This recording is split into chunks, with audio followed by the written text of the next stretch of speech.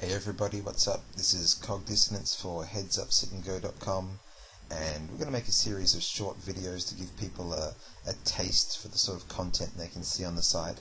And this first one is against a regular player in the $100 Super Turbos on full tilt. I've disguised his player name by calling him Player X simply because I don't want him to see this video and recognize himself and immediately fix his leaks, which would make him less profitable, or see how I think about him, which would also make him less profitable. So hopefully he won't see the video at all, and if he does, hopefully he won't recognize who he is. Alright, so against this particular player, I know that I can't raise too frequently from the button because he's quite aggressive and he'll be 3-betting me fairly aggressively, so I'm just going to raise what I consider raisable hands, and a raisable hand would be somewhere around 10-9 or 9-8 offsuit. That'd be the worst I consider raising against this guy. The fact that I'm folding a few of my buttons makes it less likely that he will attack my raises. That's my point. Alright, so fold my 2-4. I'll also have a fairly tight calling range. This guy raises very aggressively or very frequently from his button, and I do shove aggressively over the top. I would shove sort of pretty much any ace, any pair, any half-decent king, something like king-9 over the top of his raises, just because he raises so much. And even though I'm taking the risk of getting crushed by his calling range, the fact that he'll raise and fold so many hands gives me quite a big edge. And when I do call, of course, I'm normally going to have some equity. Well, I'll always have some equity. Alright, so fold my Jack-3. Jack-10 is the first raisable hand according to my philosophy, so obviously raise that. And here we come across an interesting situation. It's a dry flop, obviously king high, and you really need to understand how your opponents think on these flops. A lot of guys will float you out of position, trying to take it away on the river. A lot of guys will check raise you as a bluff automatically, and this player is one of those guys who will do that at a fairly high frequency. Other players will flat call you if they hit top pair, hoping to catch a second barrel from you.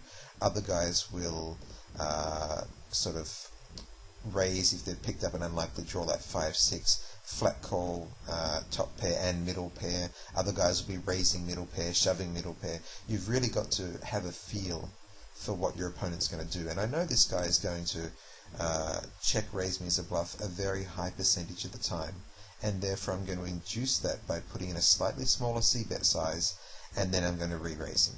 So he checks, and I fire 30 instead of my usual 40. He takes the bait with the min raise, which is very likely to be a bluff. He also has bet sizing tells, so that the min raise is more often a bluff, and if he'd raised me to 90 or more, it would have been a real hand. And I'm just going to re-raise him here to 160 and trying to get the fold, which I do.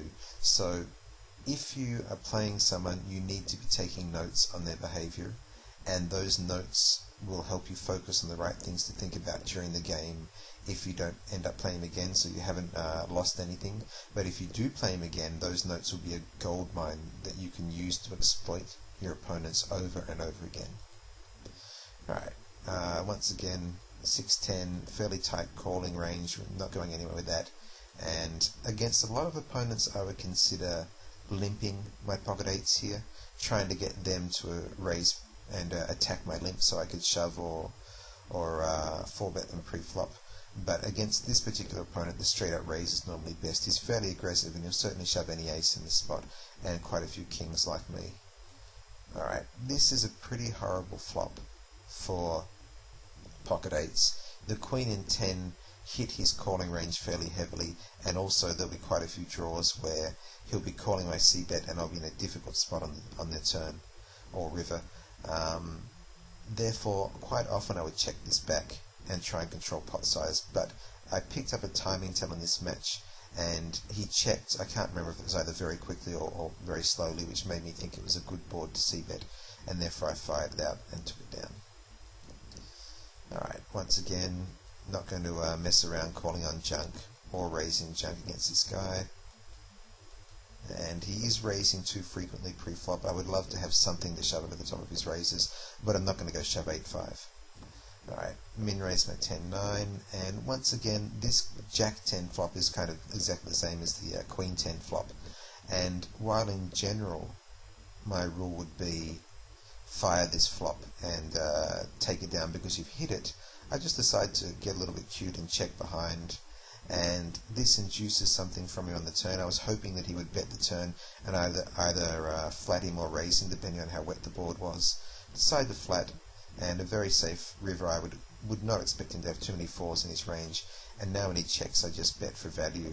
And I'm quite surprised when he turns up with 10-2, surprised that he didn't fire the river, and surprised that he had 10-2 as part of his calling range. So I need to adjust my notes there. Alright, Ace-Queen is not a hand I would ever flat with in a Super Turbo, because it's a hand that needs to see 5 cards, and I don't want to be in a spot where, you know, I could be getting it in behind on the flop. I'm just 3-betting now. The amount I'm 3-betting him to 180 means that if he calls and there's 360 in the pot, 360 in my stack, I'm simply shoving any flop, and if he sucked out, he sucked out. Alright, after you've 3-bet someone pre-flop, you do need to be a little bit careful the next hand. They'll often be annoyed and want to 3-bet you back. And if I had something which was a tenuous holding here, something that you wouldn't normally raise, I would probably take the more conservative option and fold it. But King 9 is certainly strong enough to raise, and I'm just going to hope I don't get a 3-bet or 3-bet raise or 3-bet shoved. He calls, and we hit top pair here. Top pair in this sort of flop has got to be the nuts. You can't mess around when you hit top pair on one of these things, even if it's a paired board. And he donks, which is surprising, but I know he's a very aggressive player, and there is a good chance that he is leading with air here, just trying to take the pot away from me.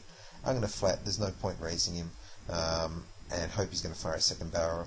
Now he does, and I've got to get it in here, because if he does have something like a 10 or 2 spades or a queen, then I want him to commit his stack before the river comes and he either misses his draw, or I guess he's not going to shut down with the queen, but if he's got a 10 or 2 spades and he misses, he'll shut down. So get it in.